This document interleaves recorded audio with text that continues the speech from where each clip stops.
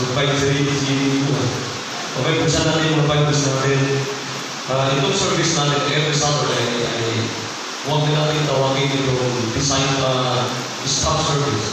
Tatawagin natin ito ang discipleship service. Okay? Ibig sabihin, ay hindi naman ito para sa mga staff. Ano?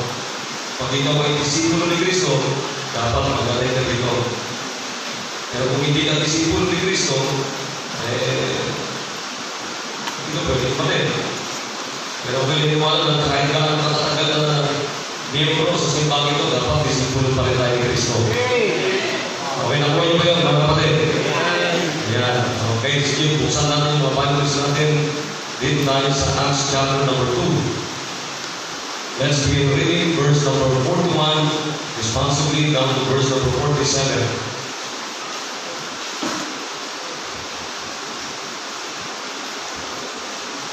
Okay, amen. Verse number 41, that they that gladly received his word were baptized. And the same day there were added unto them 3,000 souls.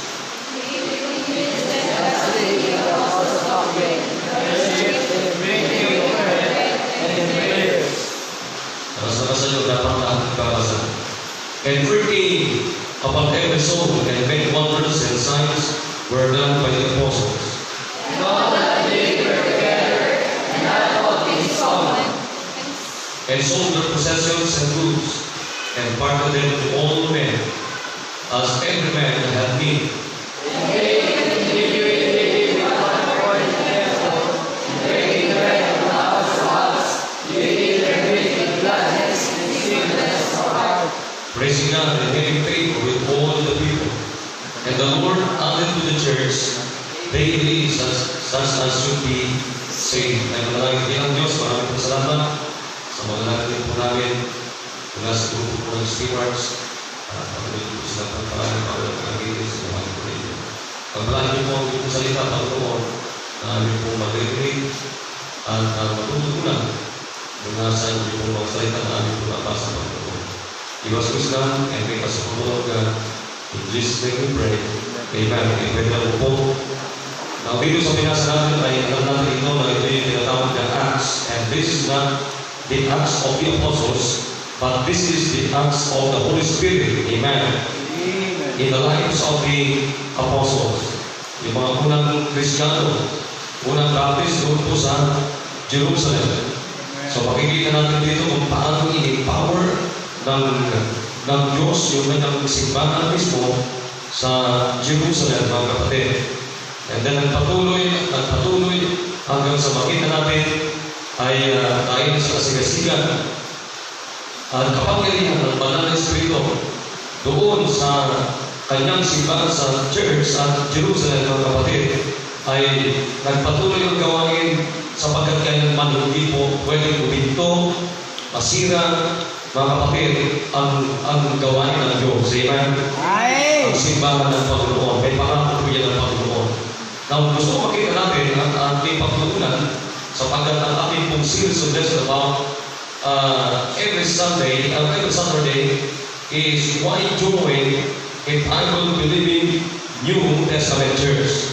So, binigyan ko po sa inyo ito, binigyan ko na po sa inyo yung mga ibang rason bakit kailangan mag-join tayo. Ibig sabihin, bakit tayo dapat mag-member sa isang Baptist church. Alam niyo, sa panahon po na ito, hindi na po halos ang kalaban ng Baptist ay hindi na po yung mga kulto eh. Hindi na po eh. Hindi na po halos yung mga tradisyon. Ang nakikita ko po ngayon na problema ng mga Baptist churches ngayon, mga kapatid, ay yung po, marami po mga Baptist ngayon na they are dead Baptists. Nakikinig ba tayo? They are dead Baptists. Walang ginagawa, walang soul winning, walang discipleship. So walang baptism. So mapapansin niyo po pag nawala po yung soul winning, nawala po yung baptism, mawawala yung discipleship, ibig sabihin, mawawala yung Great Commission.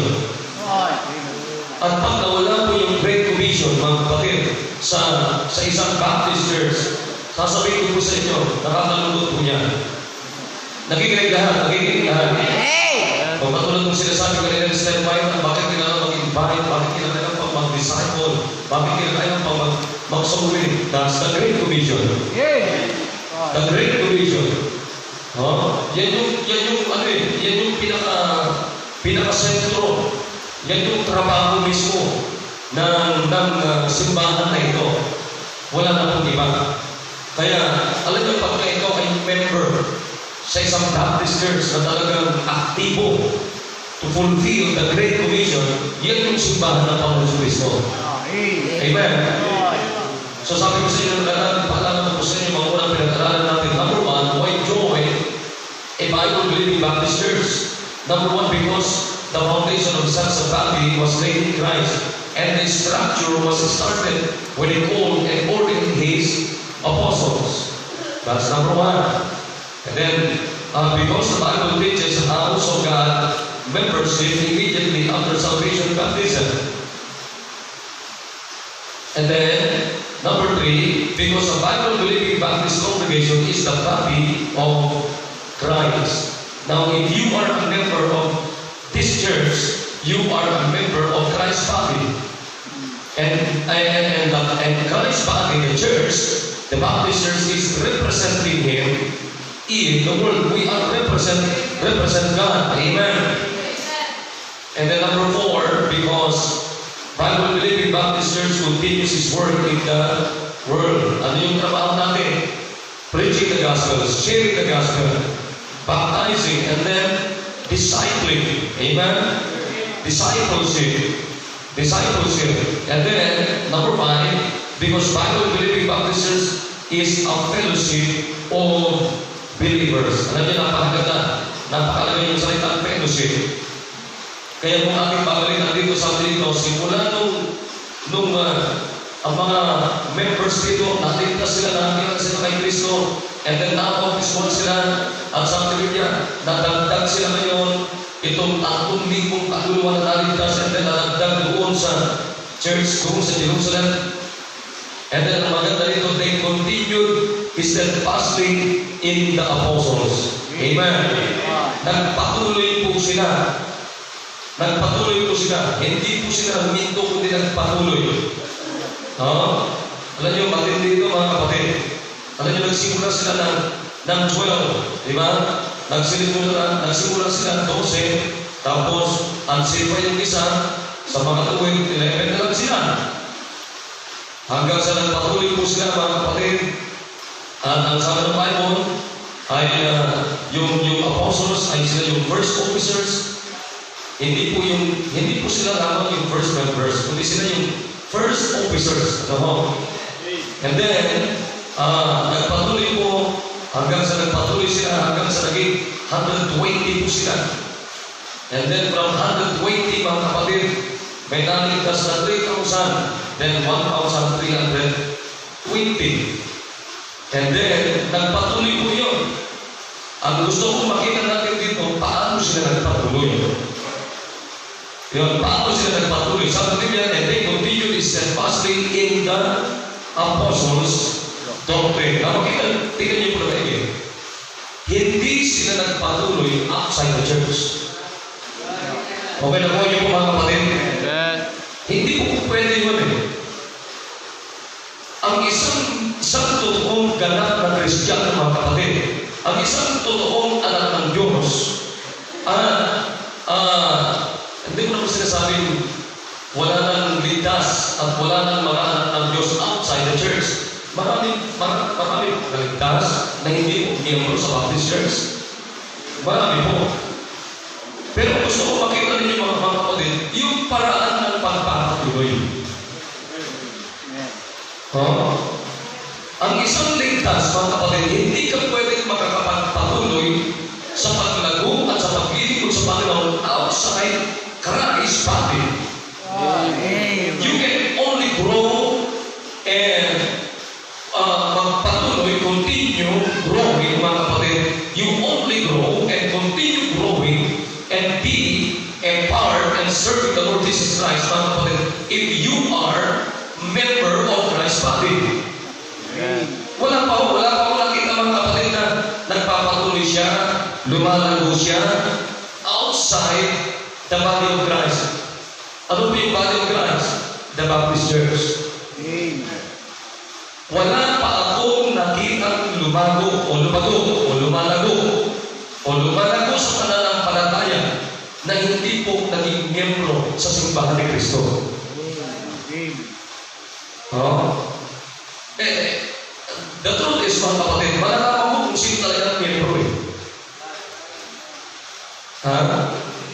Una, ano ang palatandaan na ikaw ay isang miyembro? Ano ang paraan ng Diyos? Ano ang paraan ng Biblia para ikaw ay magiging isang ganap na miyembro sa simbahan ni Kristo? Ano ba yun? True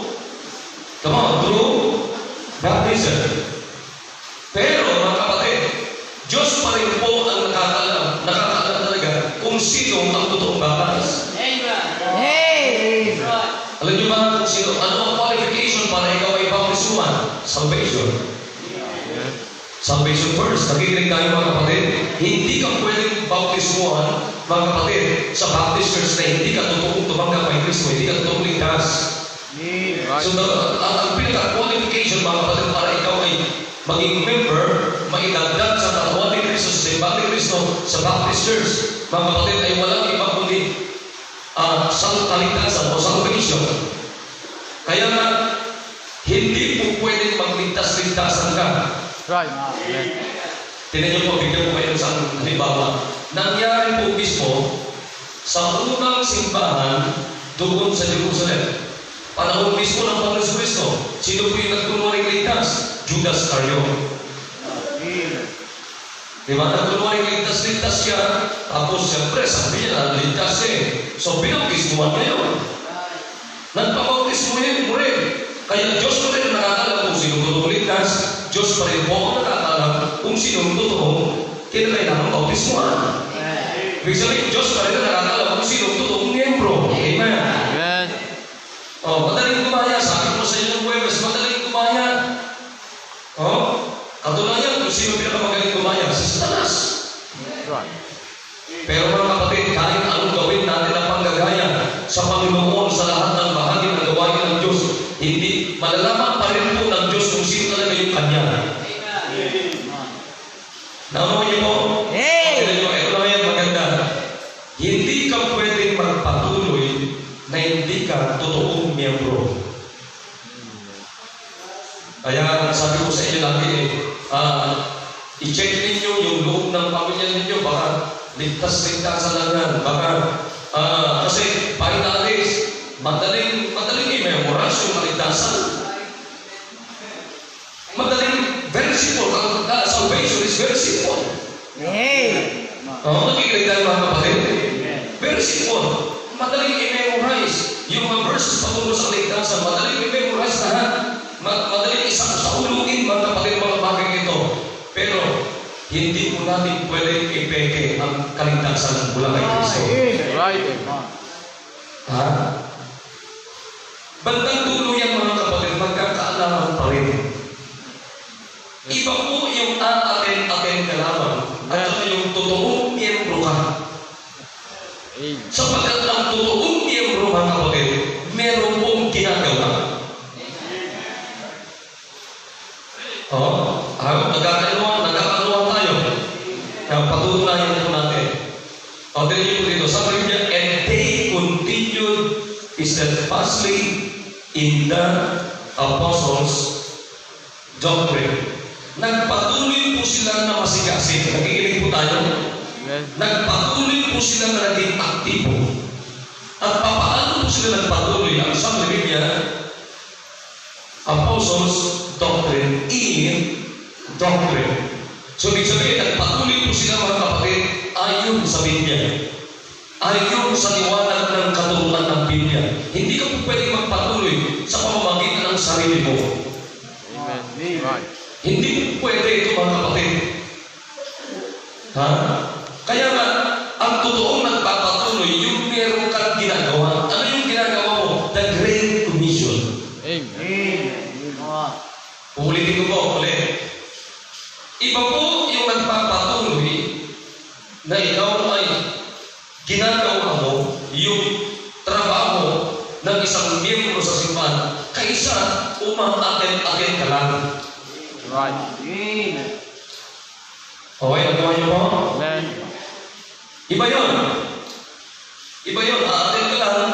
Kung gusto mo, umaga. Kung gusto mo, hapon. Kung gusto mo, kung kailan mo gusto. So, iba po yun.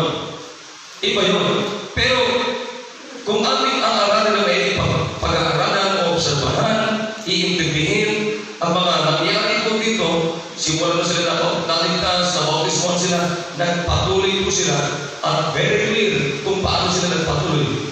By doctrine. In doctrine. Amen. Amen. Eh pag sinabi natin doctrine, it means the Word of God. Amen. The Word of God. This is our faith. This is our belief. And Bible, Word of God, our faith is not just a faith, and it is not just a Bible, a Word of God. This is our life. Nanunaw yung sinabi ko?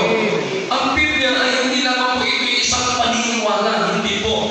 Ang Biblia po, buhay natin ito. Nakikinig, sige na.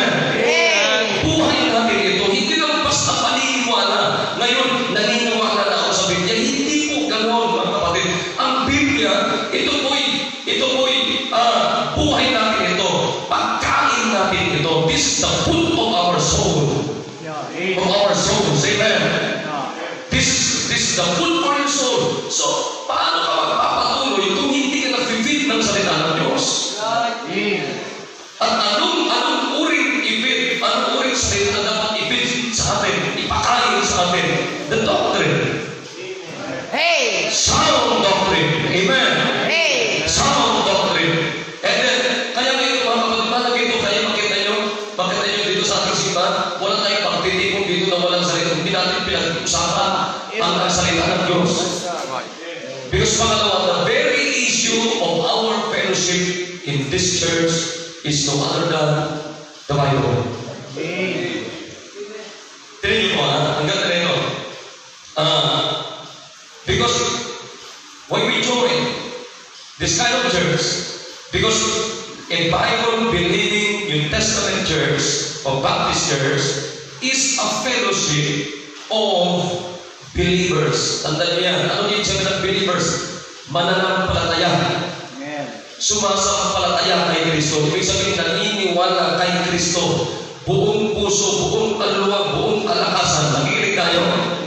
Mga anak ng Diyos, yung ibig sabihin yan. Ito'y fellowship ng mga anak ng Diyos. Nakikinig po tayo. Kaya dapat siguraduhin ninyo na anak kayo ng Diyos. Siguraduhin natin na anak tayo ng Diyos. Amen. Sapagkat kung hindi ka totoo anak ng Diyos, isang araw aalis ka sa fellowship na ito. Aalis ka sa institusyon na ito. Aalis ka sa katawang ito. Aalis ka sa katawan ni Kristo. Bakit? Hindi ka naman pala totoong miyembro. Sapagkat hindi ka totoong ligtas. O tinan niyo po, ang ganda nito, saan tayo nagkaka-fellowship? Ang ibig sabihin ng fellowship, a friendly relationship among people. The relationship of people who share interests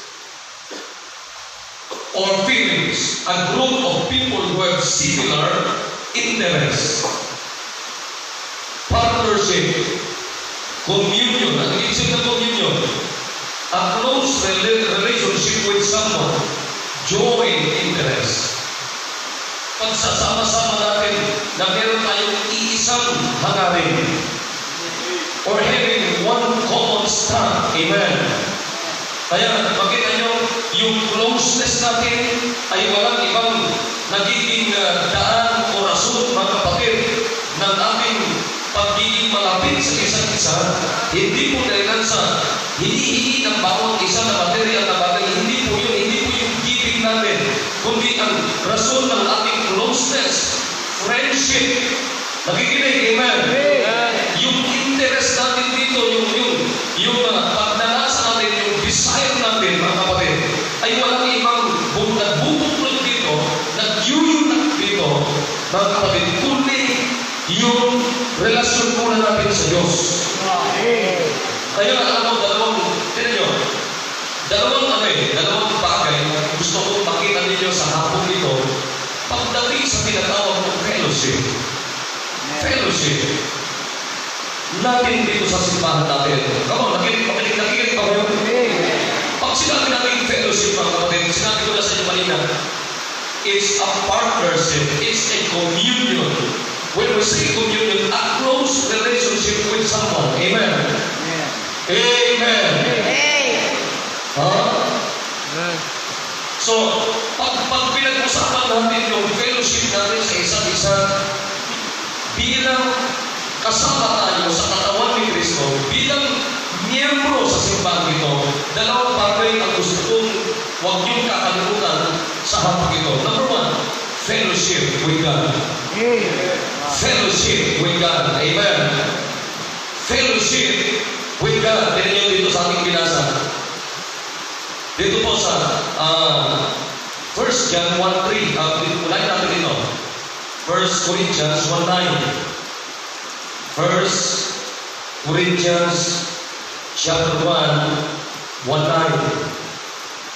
Anong sabi ng Biblia dito? God is faithful, by whom you were called unto the fellowship of His Son, Jesus Christ, our Lord. No, pakinggan nyo. So ano ang bumubuklod, nag-unite, mga kapatid, sa ating closeness dito, sa ating relationship dito? Nakikinig tayo? Walang iba, kundi yung fellowship muna natin sa Diyos. Hindi na dito nakakatakot pag close kami ni Brother Edgar na hindi Diyos ang ugat ng aming closeness. Nakuha niyo kayo yung sinasabi ko, mga kapatid? Pag kami ni Brother Edgar, close lang kami sapagkat meron siyang ibinibigay sa akin na pera o meron akong binibigay sa kanya na pera, isang araw hindi na ako magbibigay, hindi na rin siya magbibigay sa akin, galit na kami sa isa't isa. Come on, say amen. Nakikinig tayo, mga kapatid. Kaya dito ang ugat ng ating relasyon sa bawat isang closeness, sa bawat isang fellowship, sa bawat isa ay hindi po material na bagay, kundi walang iba kundi yung closeness natin sa Panginoon. Nakakatakot maging close sa isang kapatiran, mga kapatid, sa isang kapatiran na hindi po Diyos ang pinaka-pundasyon.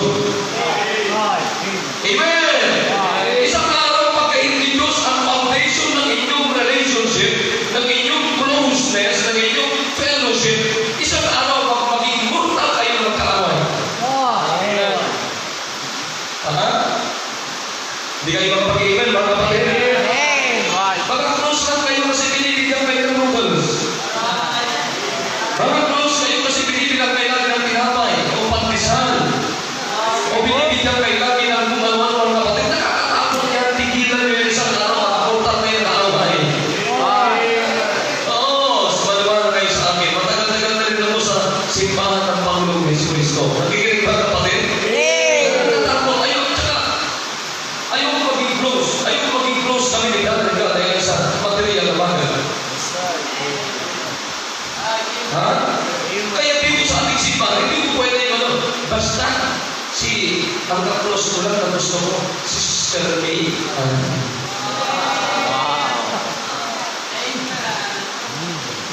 Ano ba pagkakita ko, Sister May? Ayaw ko na nalulungkot siya.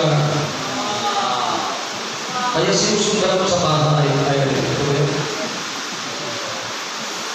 Huwag ganun.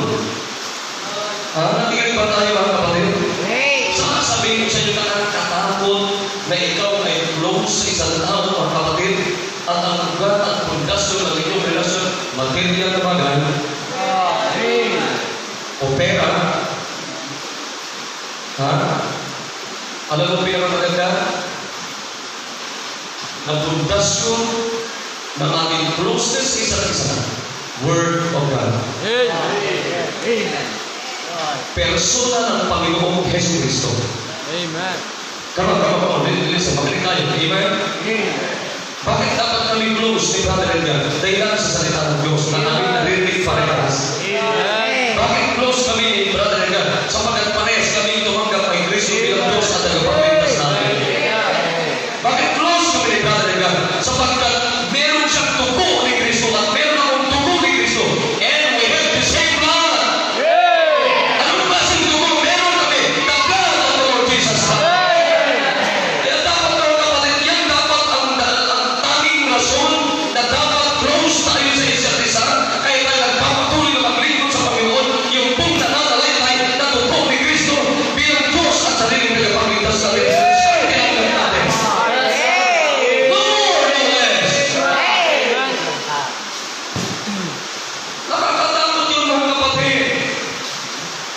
ingatan natin kaya makita niyo maraming na-open sa simbahan. Bakit? Ang closeness nila sa pastor ay material na bagay. Hey! Oh, right. Alam niyo, minsan may binibigay sa pastor, akala mo, may utang na loob na ang pastor sa kanya. Hey! Ay, magaling tayo. Alam niyo ba kung bakit dapat lang kayo na magbigay din sa pastor? Alam niyo ba bakit? Bunga ng pangangalan ng salita ng Diyos sa inyong buhay. Hindi mo masamahan, hindi kasalanan mga kapatid na kayo magbigay sa pastor.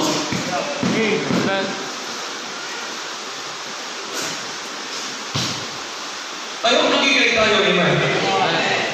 Maging sa isang pamilya. Oh? Ano yung pinakamaganda na samahan sa loob ng pamilya? Persona ng Panginoon Hesus Kristo. Alam mo pinakamaganda na samahan sa loob ng pamilya? Salita ng Diyos. Alam mo yung pinakamaganda dugo na meron tayo sa loob ng pamilya? Dugo ni Kristo. Kasi kung meron isang miyembro ng inyong pamilya na hindi yan makita ang dugo ng Panginoon Kristo, it means he is or she is unsaved.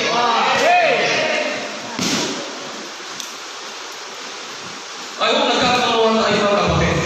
Para maunawaan po ninyo yung fellowship na ginabanggit yan.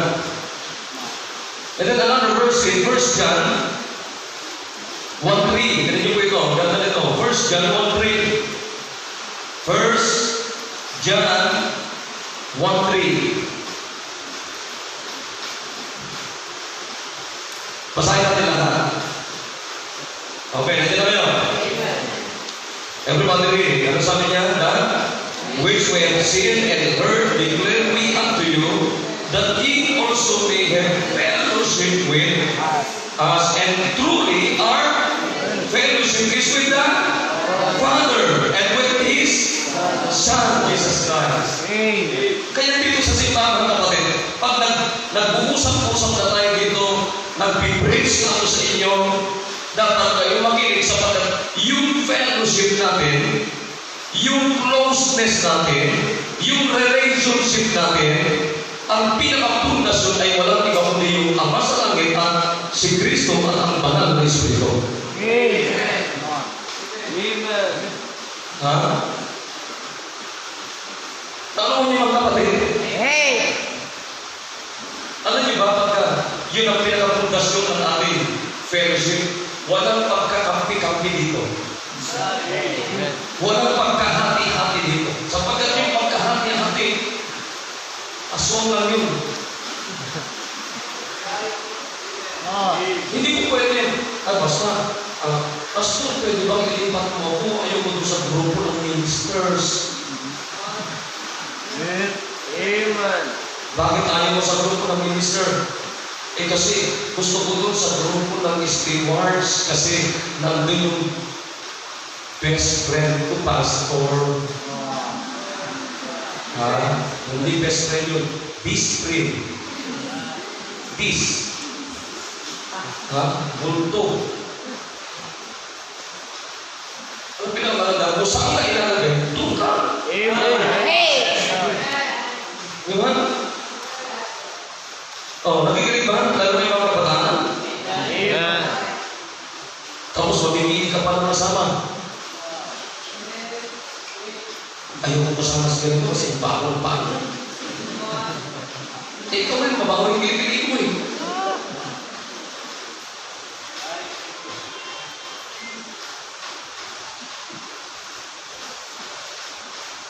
Nagkakaintindihan, alam niyo, sabi ko sa inyo, napakaganda na ikaw, miyembro at nalagdag sa simbahan ni Kristo. Amen. Regardless sa ating mga differences, sa ating mga deficiencies, sa ating mga pagkukulang, pagkakasala, wala namang perfecto sa atin. Kaya magpatuloy tayong dapat patuloy-tuloy tayo. Naintindihan niyo po? Hindi naman yung sulpot-sulpot kung kailan natin gusto sumulpot. Hindi gano'n ang miyembro at dinagdag ni Kristo sa kanyang katawan. Hindi gano'n. Tuloy-tuloy.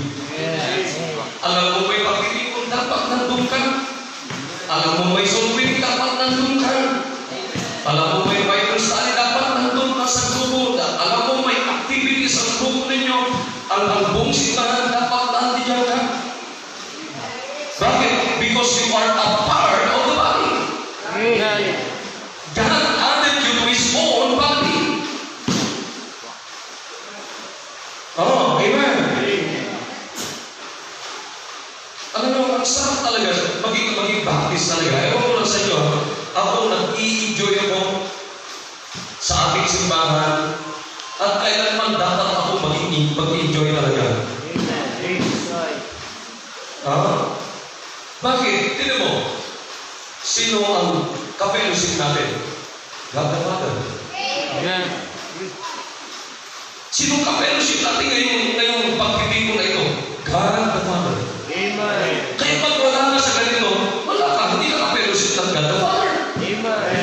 Sino ka-fellowship natin? The Son, Jesus Christ. Kaya lugi yung mga wala.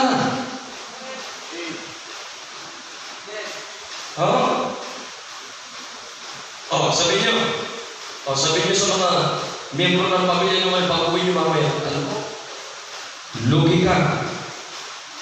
Kanina, bakit? Alam mo ba kung sino ka-fellowship namin? God the Father. Alam mo ba kung sino ka-fellowship natin? The Son and the Holy Spirit. Kaya makita nyo, pag-uwi ninyo, alam niyo ba na ibang spirit ng mga hindi tumalo nakapakinig ng mga mensahe, bawat mensahe, diferensya talaga ang ugali nila. Kaysa tayo na nakapakinig, hindi ko naman sinasabi, mataas tayo, hindi po. Ewan ko sa inyo, ako na nga, nagsimula lagi nag-preach, pagka nakakapag-preach ako, ang unang-unang nakikinabang sa preaching ko, hindi naman kayo eh. Ako mismo. Kung ano yung mensahe ay preach ko sa inyo, I don't care, basta para sa akin yun. Amen. Alam mo, kanina, binagagawa ng mga ko, ano? Ang ka-fellowship ko pala sa simbahan ito ay ang Diyos Ama, Anak, at ang Banal na Espiritu.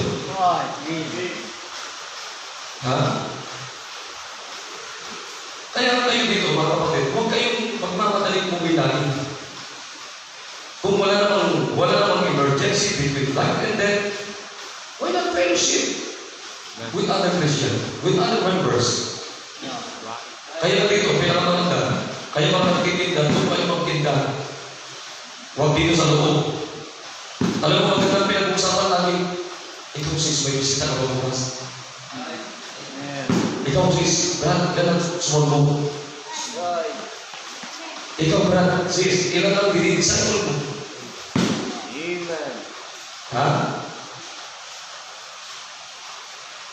Ang sarap eh. At habang ginagawa natin yan, alam mo ba kung sino ang ka-fellowship natin at ang kasundo natin habang ginagawa natin yan? Ang basa natin, si Kristo at ang Banal na Espiritu. Makinig ka yan. Di baling hindi ko kasundo ang ibang tao. Di baling hindi sang-ayon sa akin ibang tao, basta sang-ayon sa akin ang Ama. Amen! Di baling kontra sa akin ang ibang tao, mga kapatid. Di baling hindi sang-ayon sa akin ang ibang tao, basta sang-ayon sa akin ang Diyos. Kaysa naman sang-ayon sa iyo ng iba sa ibang ng ibang tao, pero kontra ka naman sa Diyos. Kung kontra naman ang Diyos sa iyo. Di ko ba? Nakikinig ba tayo? Kaya kapag nasa simbahan tayo, andyan tayo, gumagawa tayo sa area, nagpapay mo sa tayo dyan, nagsusurvey tayo dyan, nandito tayo sa simbahan, maghapon sa araw ng linggo, Sabado, meron tayong discipleship service, meron tayong midweek service. Alam niyo ba kung sino ang fellowship natin?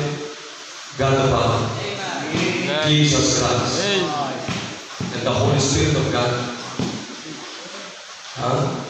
Kaya dito mga kapatid, tandaan niya, wala, sa susunod tutuloy natin ito, wala nang ibang pinaka-foundation ng ating fellowship dito, closeness natin, relationship natin, kundi ang Diyos. Wala nang iba. Ang salita ng Diyos. Amen? Amen. Nana. Ha? So, I hope may natutunan tayo sa hapong ito. Hey! Ito, mga kapatid. Pakaganda ito. Alright, may ito tayo lahat. At makipag-usap tayo sa Panginoon.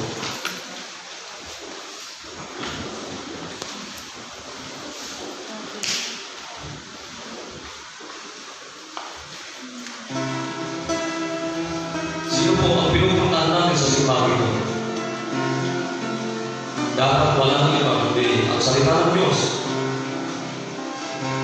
Ang apat sa natin, ang Panginoon sa Kristo at ang Banal na Espiritu. That's the very reason and the very foundation of our fellowship. No other than God, the Word of God.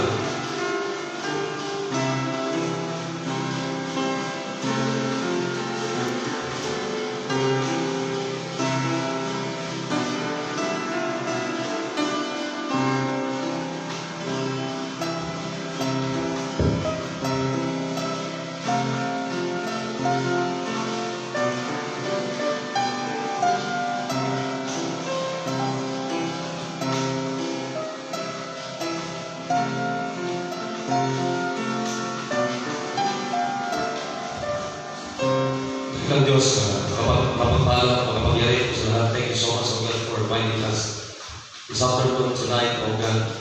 Salamat po na as we look back, doon po sa ginawa niyo po, in the book of Acts, O God, yung mga nauna po sa amin, they continue to steadfastly, O God, in the apostles' doctrine, fellowship. Kaya dapat makita po namin, ano meron sila noon, bakit napakasigasig po sila. Napakasigasig po sila, napakatapat po sila. And they are excited, O God. Excited sila na nabili ko sa ibang na napakasipag nila, napakatapat nila, napakasigasig nila. Sapagkat maliwanag po sa kanila, sino po ang pinakapundasyon ng kanilang fellowship at pagpapatuloy, walang iba kundi kayo po, Panginoon, ang Panginoon ng Kristo at ang Banal na Espiritu. Kaya Panginoon, dapat yun din po ang makita ng bawat membro sa simbahan ito ng Diyos. Pagpalaan niyo po bawat isa. I-correct niyo po yung dapat may correct sa amin. Itama niyo po yung dapat itama sa amin. O Diyos, salamat po.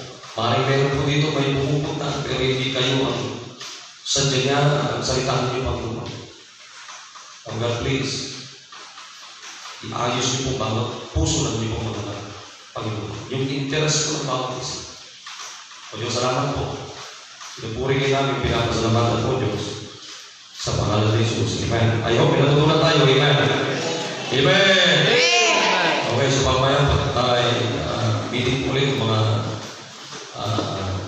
leaders, pastors, please na. Bakit mamagal ang piyanis natin? Ano yung mga mag-open tayo? Laos kayo.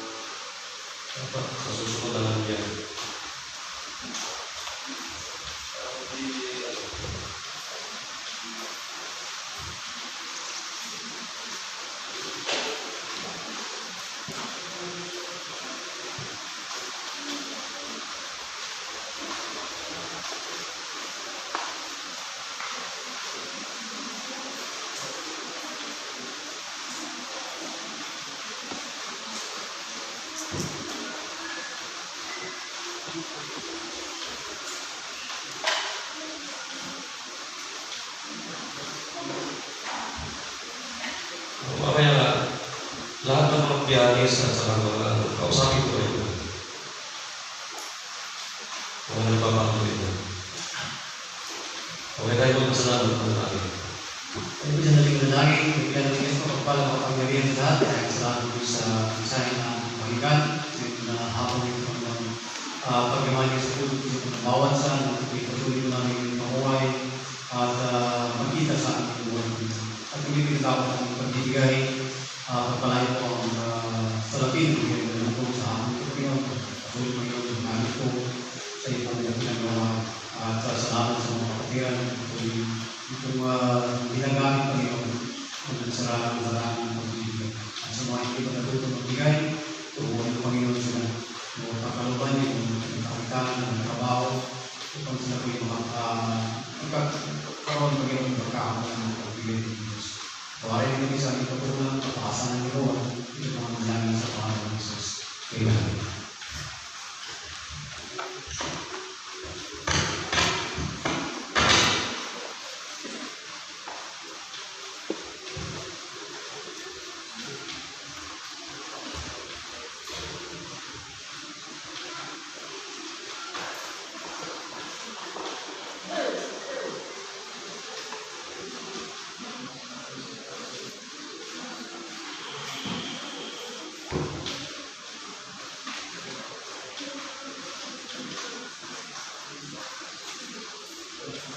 Okay, mag-pray tayo. Pagkatapos mag-pray, close prayer, upo muna natin.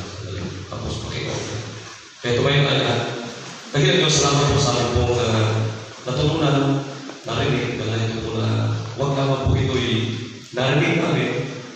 Tapos labas po doon sa kabilang tenga namin, kundi narinig namin dapat nandito po sa aming isip at ilalagay namin na sa aming puso at susundin namin, Panginoon, na meron pong kagalakan mga narinig po namin mula po sa inyo pong kasalita. Oh, what a privilege of God to be a part in the church of God. Kung ako mismo hindi ko po kaya ipaliwanag, Panginoon, bakit hindi po ako itinagdag sa inyong simbahan? Salamat, ito isang privilege na hindi po may paliwanag. Salamat Panginoon sa inyo. Ako mismo ay isang dakilang privilege at pagpapala ng Panginoon na it cannot be explained, O God. But thank you for this greatest privilege, O God, to serve you and to love you and to be used to reach out souls, O God, and more souls, O God. Salamat po. Ingatan niyo po kami sa pag-uwi. Hindi po mga ingatan niyo po sila. Yan yung mga pag-umayos na tulog pahinga. Bless niyo po ang gawin bukas. Yan yung mga Panginoon ang matagumpay ang Panginoon na pananampahan. Pananampahan na kapulit-pulit Panginoon sa inyo. Salamat po sa pangalan ni Jesus. Amen. Di ba po muna sa inyo.